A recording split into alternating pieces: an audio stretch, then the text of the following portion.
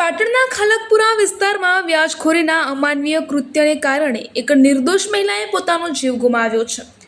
નજીવી રકમ માટે કરાયેલી આ ક્રૂર હત્યાએ સમગ્ર વિસ્તારમાં ચકચાર મચાવી દીધી છે. વ્યાજખોરોના ત્રાસ સામે કાયદાની કડક અમલવારીની માંગ ઉઠી રહી છે. પાટણના ખાલકપુરામાં રહેતી 35 વર્ષીય પિંકીબેન પટણીએ ઘર ખર્ચીને પહોંચી વળવા માટે બાબુભાઈ રાવળ નામના શખ્સ પાસેથી ₹5000 વ્યાજે લીધા હતા. 1 મહિનો વીત્યા બાદ આરોપી દ્વારા સતત પૈસાની ઉઘરાણી કરવામાં આવતી હતી. પિંકીબેને નાણાં ચૂકવવા માટે થોડા સમયની મુદત માંગી હતી, પરંતુ ઉશ્કેરાયેલા વ્યાજખોરે માનવતાની તમામ હદો વટાવી દીધી હતી. મુદત આપવાને બદલે આરોપીએ બાબુભાઈ રાવળ હિંસક બની ગયો હતો અને પિંકીબેન પર જ્વલનશીલ પ્રવાહી છાંટીને આગ ચાંપી દીધી હતી.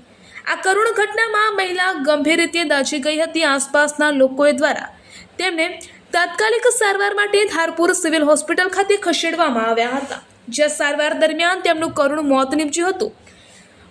મૃત્યુ પહેલા પોલીસે પિંકીબેનનું ડાઇંગ ડિક્લેરેશન નોંધ્યું હતું, જે કેસમાં સૌથી મહત્વનો પુરાવો બનશે. આ ઘટનામાં આરોપી બાબુભાઈ રાવળ પણ 40% જેટલો દાઝી ગયો હોવાથી તે હોસ્પિટલમાં સારવાર હેઠળ છે. પોલીસે અગાઉ નોંધાયેલા જાનથી મારી નાખવાના પ્રયાસના ગુનામાં હવે હત્યાની ગંભીર કલમો ઉમેરી આરોપી સામે કડક કાયદેસરની કાર્યવાહી હાથ ધરી છે. રિપોર્ટર પંકજ સાધુ, પાટણ.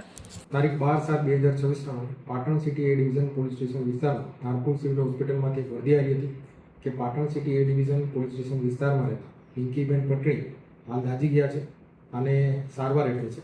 આ વર્દીના આધારે પાટણ સિટી એ ડિવિઝન પોલીસ સ્ટેશન થી પોલીસ તાત્કાલિક ધારપુર સિવિલ હોસ્પિટલ ખાતે પહોંચી ગઈ હતી અને પિંકીબેનની ફરિયાદના આધારે પાટણ સિટી એ ડિવિઝન પોલીસ સ્ટેશન વિસ્તારમાં 445/2026 નંબરથી ઓફેન્સ રજીસ્ટર કરવામાં આવ્યો હતો.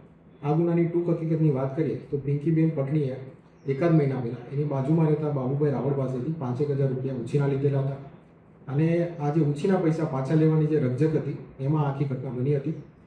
પિંકીબેન પટણી જ્યારે પોતાના ધર્મના ભાઈ એવા જીતુભાઈ પંચાલની ઘરે હતા અને આ જે પૈસાની લેતીથી બાબતે ચર્ચા થતી હતી ત્યારે જે બાબુભાઈ રાવળ છે આ કામના આરોપી ઉશ્કેરાઈને એક ડોલમાં જ્વલનશીલ પ્રવાહી લઈને ત્યાં આવી ગયા હતા અને પિંકીબેન પટણીને સળગાવવાનો પ્રયત્ન કર્યો હતો. ત્યારે આ જે જ્વલનશીલ પ્રવાહી છે એ આરોપી અને ફરિયાદી બંને ઉપર પડતા બંને ગંભીર રીતે દાઝી ગયા હતા અને બંનેને વધુ સારવાર હેઠળ ખસેડવામાં આવેલા હતા.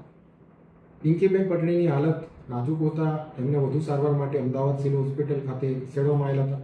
ત્યાં ડૉક્ટરો તેમને મૃત જાહેર કર્યા હતા અને એમને મૃત જાહેર થતાં મર્ડરનો ગુનો દાખલ થતાં કલમ વધારો કરવા માટે કોર્ટને રિપોર્ટ આપવામાં આવેલો છે.